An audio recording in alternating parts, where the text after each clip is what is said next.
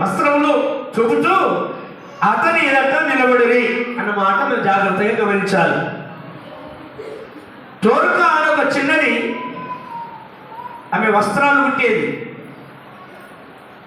తెలుసు కదా మీకు, జాకెట్లు కదా, కొంగుల పోతలు కదండి, ఇవన్నీ చేస్తూ ఆమె అందరికీ అనుకూలంగా బతికింది, అందరినీ ప్రేమించింది, సక్రియలు శ్రద్ధగా చేసిన స్త్రీ. ఆమె కైలో పడి చనిపోయింది. ఆ శవాన్ని కడిగి మెడగదిలో తీసుకెళ్లారు. వారిలో ఉన్న శిష్యులు పేతురు ఎదుగు పంపించారు. పేతురు ఎదుగు ఇద్దరు వెళ్ళారు. అయ్యా మీరు త్వరగా రావాలి, దూరకాలకు చిన్నది కైలో పడి చనిపోయింది, మీరు వచ్చి ప్రార్థన చేయమని పేతురు ఎదుగు ఇద్దరు మనుషులు పంపించినప్పుడు పేతురు లేచి వారితో కూడా వెళ్ళాడు. అక్కడ పేతురు హల్లెలూయా హల్లెలూయా కదా వెళ్ళినప్పుడు మీరందరూ కూడా ఏడుస్తున్నారట. ఎవరు? విధవరాళ్ళ కాడికి వెళ్ళి ఆమె చేసిన పరిచయ నిమిత్తము, ఆమె చూపిన ప్రేమ నిమిత్తమై వాడు చాలా ఏడుస్తున్నారు. పేతురు వెళ్ళినప్పుడు ఏడుస్తూ ఆయన ఎదురు నిలబడ్డాడు. 40 వచనం, పేతురు అందరినీ ఎలుపలికి పంపి మొఖాలను ప్రార్థన చేసి శవం వైపు తిరిగి తబిత లోమనగా ఆమె కన్నులు తెరిచి పేతురును చూసి లేచి కూర్చున్నాడు. సహజపడి గట్టి హల్లెలూయా. పేతురు ఎవరిని లేపాడు? మనిన వల్ల చనిపోయిన వాళ్ళ? చనిపోయిన వ్యక్తి లేపాడు. ఎవరు లేపారు? పేతురు. గుర్తుపెట్టుకోండి, ఎవరు లేపారమ్మా? పేతురు. వాకరించి ప్రార్థన చేసి తబిత లే అని పిలిచాడు. లేచి కూర్చొని పేతురు చూస్తున్నాడు. దేవుని స్తోత్రం కాక. పేతురు ఎవరు చెప్పండి? మనలాంటి మానవ స్వభావం కలిగిన మనిషే. మనలాంటి మానవ స్వభావం కలిగిన మనిషే ఆయన ప్రార్థన పరుడు. పేతురు చెప్పండి, ప్రార్థన వీరుడు. చెప్పాలా? పేతురు ప్రార్థన వీరుడు కదా. కనుక ఇక్కడ పేతురు అందరినీ ఎలుపలికి పంపాడట. మేడ గది నుండి మంత్రాలని వెలుగులకు పంపించి ఆయన శవము దగ్గర మోకరించి ప్రార్థన చేసి తబిత లోమనగా ఆమె కన్నులు తెరిచి పేతురు చూసిందట. దేవునికి స్తోత్రం. లేస్తారా చనిపోయిన వారు? లేస్తారంటవా? లేస్తారా? చనిపోయిన లేస్తారా? ఎంతమంది నమ్ముతారు చనిపోయిన వాళ్ళు లేస్తారని? చనిపోయిన వారు లేస్తారు అని ఎంతమంది నమ్ముతారు? చనిపోయిన వారు నీతిమంతులు సమాధి నుండి తిరిగి లేస్తారని ఎంతమంది నమ్ముతారు? దేవునికి స్తోత్రం కలుగుతుంది కాక. హల్లెలూయా హల్లెలూయా కదా. పేతురు ఎంత అద్భుతం చేశాడు. మోకాళ్ళ ప్రార్థన చేశాడట. ఏం చేశాడు? మోకాళ్ళు వంచి ప్రార్థన చేశాడు. మరి ఎంతమంది మోకరించి ప్రార్థన చేస్తారు మీరు? ప్రతిరోజు పేతురులాగా మోకరించి ఎంతమంది ప్రార్థన చేస్తున్నారు?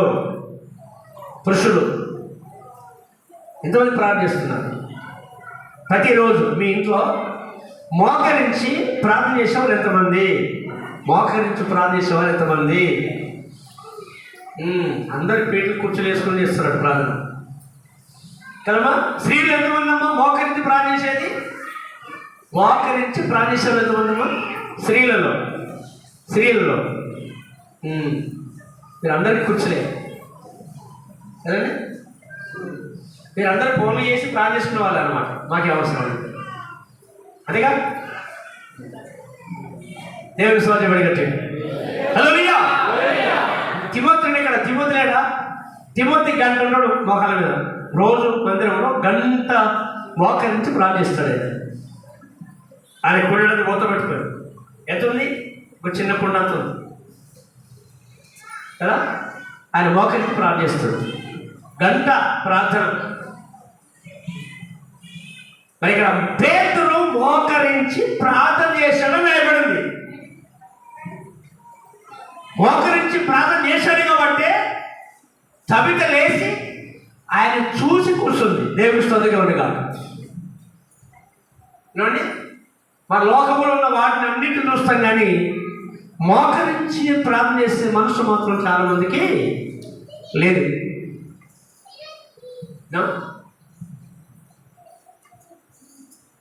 ఇక్కడ కొంతమంది స్త్రీలు చూస్తుంది, ఇందాక మోకరించండి అని లేచారు, మళ్ళీ అక్కడక్కడ కూర్చున్నారు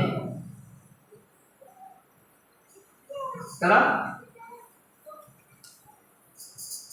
ప్రతిరోజు ప్రతిదినం మోకరించి ప్రార్థన చేయడం నేర్చుకోవాలని చెప్తాను నేను. ప్రతిరోజు మోకరించి ప్రార్థన చేయాలి. నువ్వు ప్రతిరోజు అలవాటు చేసుకుంటే దేవుని మందిరంలో ఖచ్చితంగా మోకరించి ప్రార్థన చేస్తావు. ఆరాధన అయిపోయేంత వరకు, పాట అయిపోయేంత వరకు మోకాల మీద ఉంటావు. ఇక్కడ తెలిసిపోతే నాకు ఎవరు మోకరించి ప్రార్థన చేస్తారనేది ఇక్కడ తెలిసిపోతుంది మనకి ఈజీగా. దేవునికి స్తోత్రం కాక. హల్లెలూయా. దోర్కా కుట్టిన అంగీలను చూపిస్తూ ఆమె చేస్తున్న సత్క్రియలను బట్టి బహుగా ఏడ్చారట. బహుగా ఏడ్చారు అని రాయబడింది. ఏడ్చారు అని రాయబడింది. ఈ రోజులు చనిపోతే ఏడ్చే వాళ్ళు ఒక 2 నిమిషాలు 3 నిమిషాలు తప్ప ఈ అంతకు మించింది కన్నీరు మాత్రం బయటికి రాదు. పేతురు శవం దగ్గరికి వచ్చేంత వరకు, మేడ గదులకు వచ్చేంత వరకు వారు ఏడుస్తూనే ఉన్నారు. దేవునికి స్తోత్రం. దయచేసి మోకరించి ప్రార్థన చేయడం నేర్చుకోండి. పెంతెకోస్తేనే మోకరించి ప్రార్థన చేయడం, పెంతెకోస్తేనే క్రమంగా ఉండడం, పెంతెకోస్తేనే ఉపవాసం త్యాగం చేసి దేవునితో గడపడం. పెంతెకోస్తు అనే దానికి అర్థం. దేవునికి స్తోత్రం. హల్లెలూయా. హల్లెలూయా.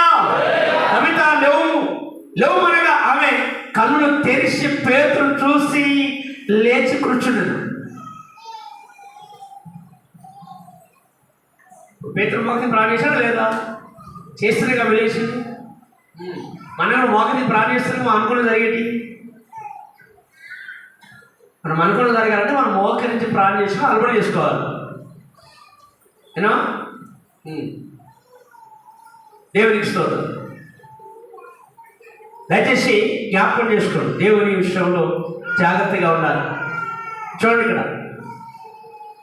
అప్పుడు ఆమెకు చేయించి లేవనెత్తి పరిశుద్ధులు విధవరాలకు పిలిచి ఆమెను సజీవురాలుగా వారికి అప్పగించను. పరిశుద్ధులకును విధవరాలకును పిలిచి ఆమెను సజీవురాలుగా వారికి అప్పగించను కదా. ఎట్లా ఇచ్చాడు? సజీవరాలుగా పరిశుద్ధులను విధవరాలను పిలిచి ఆమెను అప్పగించాడు రాయబడి.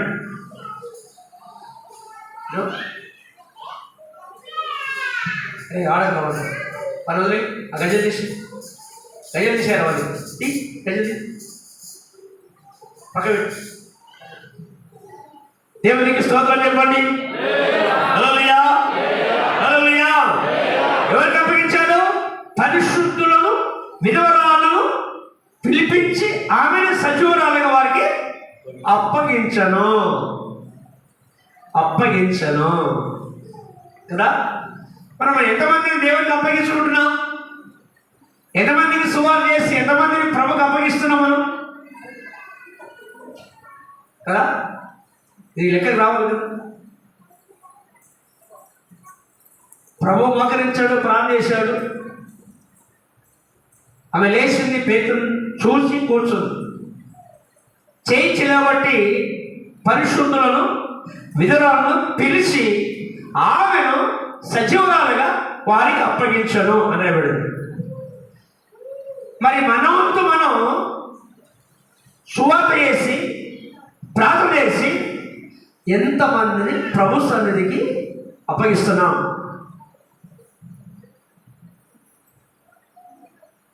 అప్పగించాడు కదా. మనకమైన బతకడం కాదు, మనకు మాత్రం మనమే బతకడం మంచిది కాదు.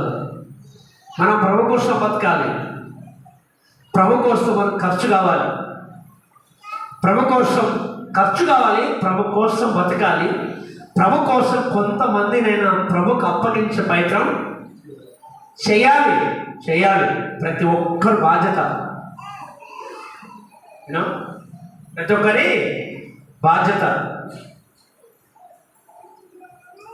ఇది యుపి అంతటా తెలిసినప్పుడు అనేకులు ప్రభు యందు విశ్వాసం ఉంచిరి. యుపి అంతటా తెలిసినప్పుడు అనేకులు ప్రభు యందు విశ్వాసము ఉంచిరి. అనేకులు కొంతమంది ఎప్పుడైతే ఈ విషయం తెలుసుకున్న పదాలందరూ కూడా రే మరి బయట తీసుకెళ్ళండి, అక్కడ గడిస్తాము ఆ పైపు వాణ్ణి. హలో చెప్పండి, హల్లెలూయా. ఇప్పుడు అంతటా తెలిసినప్పుడు అనేకులు ప్రభు యందు విశ్వాసం ఉంచిరి. తబిత లేచిన సంగతి, సజీవురాలుగా ఉన్న సంగతి ఆ ప్రాంతం అంతా విన్న వారందరూ కూడా ప్రభు యందు విశ్వాసము ఉంచిరి కదా. మా విశ్వాసం ఎవరి మీద ఉండాలి? ప్రభు మీద ఉండాలి, ప్రభు యందు ఉండాలి.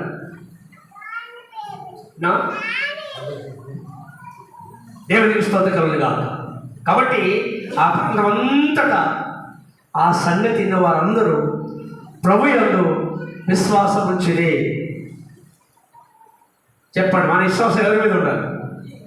ప్రభు యందు ఉండాలి, ప్రభు మీద ఉండాలి కదా. హాస్పిటల్ వైపు కానీ, హాస్పిటల్ ఇచ్చేటువంటి గోల్ని కానీ, ఆ పని వాళ్ళ సూదులు కానీ, వాటి మీద కదా మన విశ్వాసం. ఎవరి మీద ఉండాలి? ప్రభు మీద ఉండాలి విశ్వాసం. దేవునికి స్తోత్రం కలుగును గాక. హల్లెలూయా చెప్పండి గట్టిగా, హల్లెలూయా కదా. 9వ అధ్యాయం 10వ అధ్యాయం 9వ వచనం, 10-9 వచనాల్లో మర్నాడు వారు ప్రయాణమైపోయి పట్టణంలో సమీపించినప్పుడు పగలించుమించు 12 గంటలకు పేతురు ప్రార్థన చేయటకు మిద్దె మీదకి ఎక్కాను. ఏం చేయడు కదా? బిర్యానీకి వెళ్ళాడా? ఎగుబడి తినడానికి వెళ్ళాడా? ఎక్కడికి వెళ్ళాడు? ఎన్ని గంటలకి?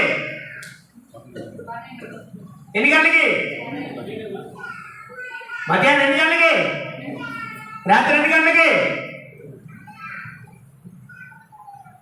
ఇంచుమించు 12 గంటల వేళ పేతురు ప్రార్థన చేయడానికి మిద్దె మీదకి వెళ్ళి ప్రార్థన చేశాడు. దేవుడు సార్ చెప్పండి, హల్లెలూయా కదా. పురుషుల ప్రార్థన ఎక్కువ కనిపించడం లేదు. సిగ్గులు అంతర్గతం దాడుతున్నాయి కావచ్చు, 10 నిమిషాలు 20 నిమిషాలు. గంటల తరబడితే ఎవరు చేస్తలేరు ప్రార్థన. గంట తరబడి ప్రార్థన చేస్తే నీ ద్వారా దేవుని పని జరుగుతుంది. కొన్ని ఆత్మలు ప్రభు దగ్గరికి వస్తాయి, నీ మాట ఇతరులు వినగలరు, వింటారు, విని ప్రభు దగ్గరికి వస్తారు. గంటల తరబడి ప్రార్థన చేసే క్రైస్తవులు కాదు, కలవరు తినేవాడు. సుఖానికి అలవాటు పడద్దు. క్రైస్తవుడు ప్రార్థన చేయడానికి కష్టపడాలి, ఇష్టపడాలి. పేతురు గారు ఇంచుమించు 12 గంటల వేళ ప్రార్థన చేయటానికి మిద్దె మీదకి వెళ్ళాడు. ఎంతమంది వెళ్ళారు అమ్మ? ఎంతమంది వెళ్ళారమ్మా? ఒకరే, ఇద్దరా, ముగ్గురా? పేతురు ఒక్కడే. మరి మనం ఒంటరిగా మన ఇంట్లో ప్రార్థన చేయగలుగుతున్నావా? టైం దొరికినప్పుడు ప్రార్థన చేయగలుగుతున్నావా? సమయం దొరికినప్పుడు ప్రార్థన చేస్తున్నావా? సమయాన్ని దేవునికి ఇస్తున్నావా? నీకు సమయం కుదిరినప్పుడు, నీకు సమయం దొరికినప్పుడు ఆ సమయంలో నువ్వు ఇంట్లోకి వెళ్ళి మోకరించి ప్రార్థన చేస్తున్నావా? ప్రార్థన చేస్తే మనసు నీకుందా? లేదా నలుగురు ఫోన్ చేసుకొని టైం గడుపుతున్నావా?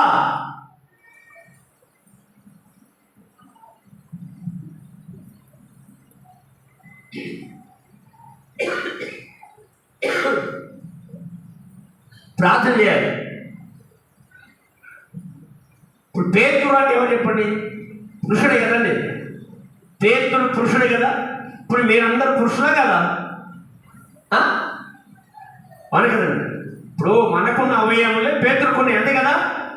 ఆయన కూడా మనిషే కదా, మానవుడే కదా. మరి మనం కూడా మనసులో మానవులే కదా. మరి మనం ప్రభుని నమ్మినప్పుడు, మరి టైం దొరికినప్పుడు, సమయం దొరికినప్పుడు ఏం చేయాలి? ప్రార్థన చేయాలి. చేయరు ప్రార్థన. ఎంతమంది చేస్తారండి? సమయం దొరికినప్పుడు ప్రార్థన చేస్తున్న వాళ్ళు ఎంతమంది? సమయం దొరికినప్పుడల్లా మేము ప్రార్థన చేస్తున్న వాళ్ళు ఎంతమంది? మీరు ఎందుకు చేస్తారండి? మీకు ఏమవసరం కదా, అవును కదా. ఏం చేస్తారు? సమయం దొరికిన 4 నిమిషాలు పెట్టుకోవాలి. ఎల్లక్క, పుల్లక్క, మల్లక్క, పరివారం మాట మాట్లాడుకొని ఉండాలి కదా. రోగం వచ్చేదాకా, జబ్బు వచ్చేదాకా, దయ్యం పట్టేదాకా ముచ్చట్లు పెట్టాలి, అంతే కదండి. మనలో ఒక ట్రైన్ ఇప్పుడు దొరికినట్టుంది. మేము చూడమని చెప్పలే. ట్రైన్ వచ్చిందా మీ యొక్క?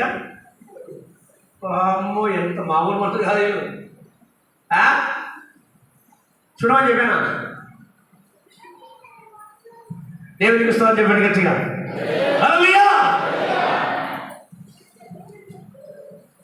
పేతురు సమయం దొరికినప్పుడు ఏం చేశాడు? ఆయన 12 గంటల సమయంలో మిద్దె మీదకి ఎక్కి ఏం చేస్తున్నాడు? ఆయన ముచ్చట పెట్టాడా? ప్రార్థన చేస్తున్నాడు, దేవుడితో గడుపుతున్నాడు, దేవుడితో మాట్లాడుతున్నాడు. మిద్దె మీద అంటే తెలుసా? మిద్దె మీద అంటే తెలుసా? ఒకప్పుడు ఉండే మిద్దెలు ఇప్పుడు లేవు, పాతగిలిపోయినాయి, పాడుపడేవి. మిద్దెలు లేవు ఇప్పుడు. ఒకప్పుడు మిద్దెలు, ఇంట్లో మిద్దెలు ఉండేది, నిసినస్గా ఎక్కేది మిద్దె. ఇప్పుడు మిద్దెలు లేవు. ఇప్పుడు ఏమున్నాయి? డెకరేషన్. ఏమని ఇప్పుడు? డెకరేషన్.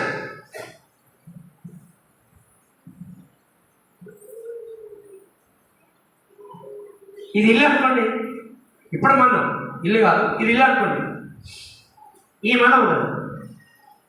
ఈ మన నుంచి ఇటు ఒక అలా దాన్ని అట్టుకుంటుంది. అటుకు మిద్దె. ఈరోజు ఏమంటారు తెలుసా మీకు? మిద్దె, అటుకు. అటుకు అంటే అడుగులు అంటారు. అక్కడ దొంతులు పెట్టేవారు, కుండలు, పప్పు, కారపొడి, ఇక శిల సామాన్ అంతా మీద పెట్టేవారు. ఏదైనా కావాలంటే నిత్య చేసుకుని ఎక్కి తీసుకోవచ్చేవారు కదా. అలాంటి మిద్దెలు, అలాంటి అటుకులు ఈ రోజుల్లో అటుకులు.